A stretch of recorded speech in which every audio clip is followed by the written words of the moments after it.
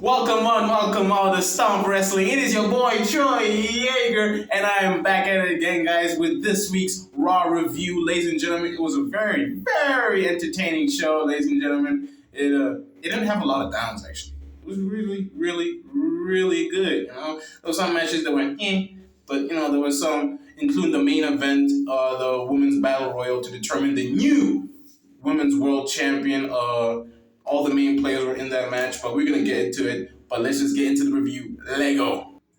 Up next, we have Jey Uso. Main event. Jey Uso opened up the show, man. He obviously, babyface routine, addressing the crowd that he's going to quote unquote yeet or beat the living yeet. Oh wait, that's Damon's word. But anyways, man, Jey Uso addressing that he's gonna, take Damian Priest to the limit and all that stuff. Damian Priest came out, they had a little exchange and was talking about, I don't know, Damian Priest said something about, Jey Uso beating the absolute living crap out of him. Damian earned his respect, but now things have changed. And, he's the world champion and Jay's not, he's better than him, all that stuff. But Jey absolutely cooked him, telling him the only reason why you are the leader of the Judgment Day is because Rhea is not there. And I'm not gonna lie, Damian, Damian almost broke character. He almost broke character. I saw him. I think everybody saw him. He almost broke into character, man. But that was absolutely crazy, man. And also calling him Dom's bitch. Hey, it says WWE's cooking, bro. This non-PG thing is really it's turning in for the best, man. And after that whole exchange, JD McDonough came out, tried to attack Jey Uso, but Jey Uso ended up kicking Damian Priest off of JD's failed distraction. Damian is not happy at JD. Later on in the segment, backstage, Dom is not clear to compete because of his arm, elbow issues and all that stuff. So he replaced himself with Santos Escobar, who he will tag team with JD McDonough.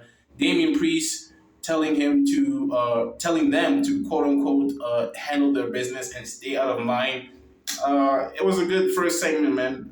First opener of the show, real stuff. And up next, it is the first championship match of the night. It is DIY versus the reigning World Tag Team Champions, the Awesome Truth. This was a very good match. It had a lot of dynamics. Obviously, we already know who the winner was going to be. It was Awesome Truth. This first title defense needed to, cement themselves as credible champions, not transitional champions and all that stuff. No, bro. This is R-Truth's moment. Let him have it. Let him have a few months with the tag titles.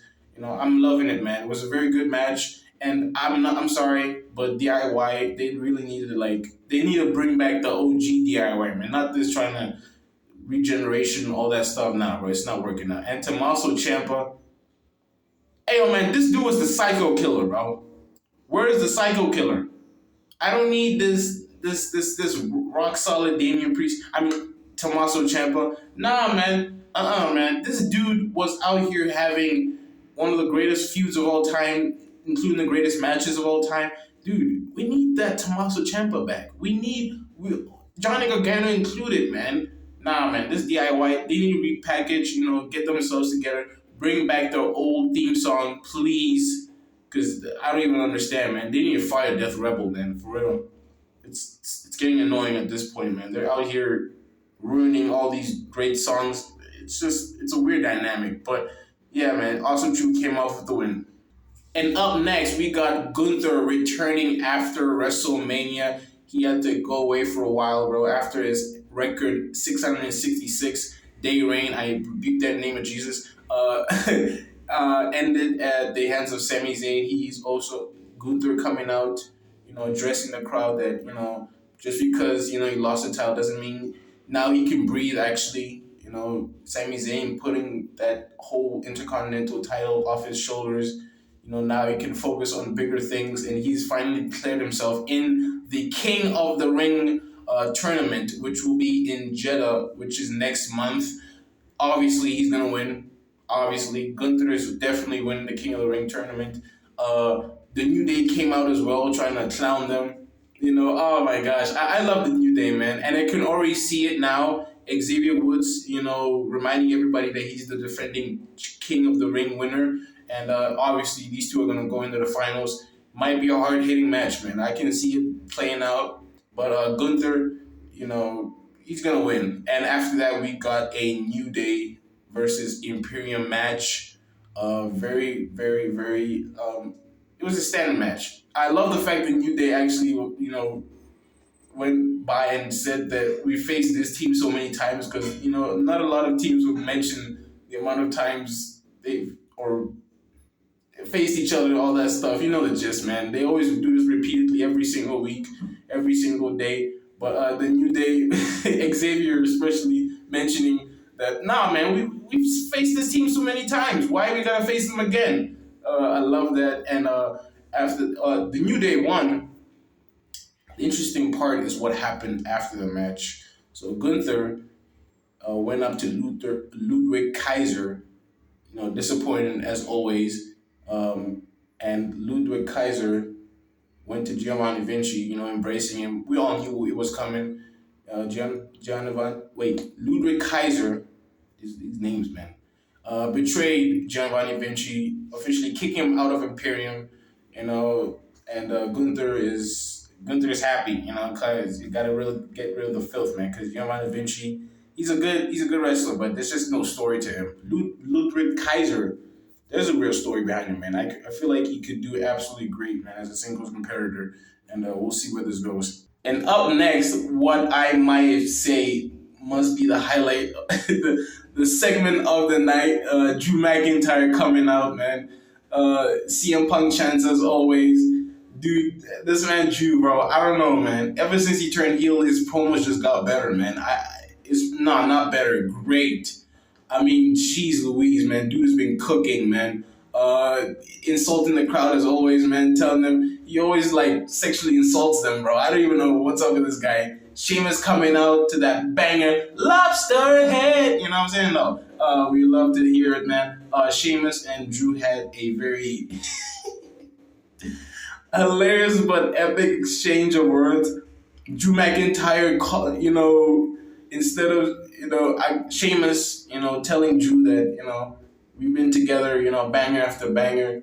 Then Drew McIntyre, man, out of nowhere, just straight up insulted him. Oh my gosh. And said, burger after burger, insinuating him on his weight, which, as you guys may know, Sheamus was getting a lot of heat on the social media because of his weight. Leave the guy alone. He just came back. And plus, he's getting older by the day, bro. Leave him alone. But it was a very entertaining exchangement of words. And after that, we got Shinsuke Nakamura versus Sheamus. Banger match, man. They all gave it their all. Shinsuke gave it his all. But at the end of the day, man, Sheamus came off with the win. I wonder where this is going to go. I'm very interested with this Sheamus and Drew McIntyre thing.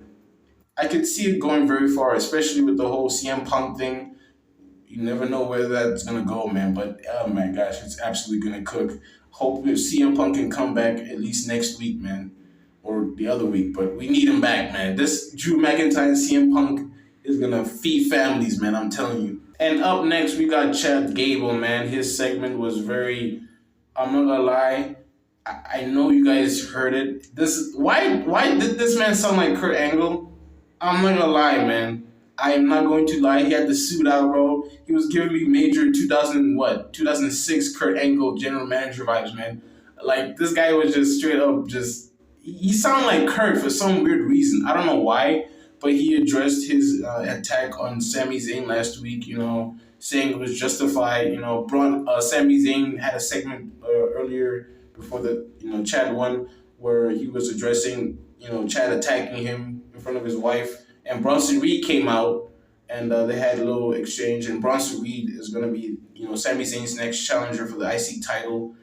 After that, Bronson Reed attacked him, and Chad also addressing that, at least my attack was justifiable. There was reason behind it. And he absolutely straight up started cooking the whole of Alpha Academy, to Akira Tozawa, doing his stupid little dance, but he just keeps racking up wins to Maxine Dupree, man. Leave Maxine alone, bro. She trying. She trying, bro. Leave her alone. And his prized pupil Otis addressing them that we are going to win my Intercontinental Championship by any means, and they all agreed. Well, on Otis's behalf, he agreed on their behalf, and yeah, man, this is the heel turn that we wanted, man. This is the heel turn that we wanted. Only missing source is the Creed brothers. If the Creed brothers join the Alpha Academy, or Chad goes his own way and then forms with the Creed brothers, it's done. It's done for, bro. It's everyone's cooked, basically. Up next, we got Ricochet versus Andrade. Wait, Ricochet and Andrade versus JD McDonough and Santos Escobar. Standard tag team match, just a little filler. Santos Escobar from SmackDown coming in to assist the Judgment Day. Didn't help out in their favor. Ricochet and Andrade came off with the win. After that, Damian Priest attacked them, sending a message to Jey Uso, and also telling Dom and JD, you guys are here because of me, and all that stuff. And of course, this is starting to dissolve. The Judgment Day is going to dissolve before Rhea comes back. And man, and Finn Balor might be a major player, man, because he wasn't seen on Monday Night Raw. Clearly, he was in the UK doing the UK tour. But man, this is getting interesting. The Judgment Day is getting very, very interesting. And yeah, man, that was the tag team match. And up next, it is the main event. It is the Women's Battle Royal for the vacant Women's World Championship, man. Sorry. I'm not going to name all the women, bro. You guys already know. Chelsea Green, Nyla Vile, who was it? Piper Niven, everybody. And the three major players that were in that match were Nia Jax, Liv Morgan, and Becky Lynch. It was a very, very, very excellent battle royal. Really elevated everyone, especially Chelsea Green, who had that elimination, but the ref didn't see it. That was really smart, Eddie Guerrero-like mentality from Chelsea Green. I hope they protect her by all means, man. But it was a very solid battle royal. It was kind of unexpected when Becky Lynch won. I thought they would give it to Liv Morgan, but I understand why, because Becky Lynch is the biggest draw actually in the whole women's division on Raw and in WWE in general. So I understand why they put the title on her. But man, it would have been cool to see Liv get her crowning moment. But good things come to those who wait. Maybe Liv might get her moment, very, very soon. Sooner than later, or later than sooner. I'm not sure, but either way, man, it's gonna come. It's gonna come. They're just cooking this before Rhea Ripley comes back. But anyways, guys, this has been the Raw review. Thank you guys so much for tuning in. Please subscribe, turn on that notification, turn on that bell so you can always be notified when the stomp is always posting.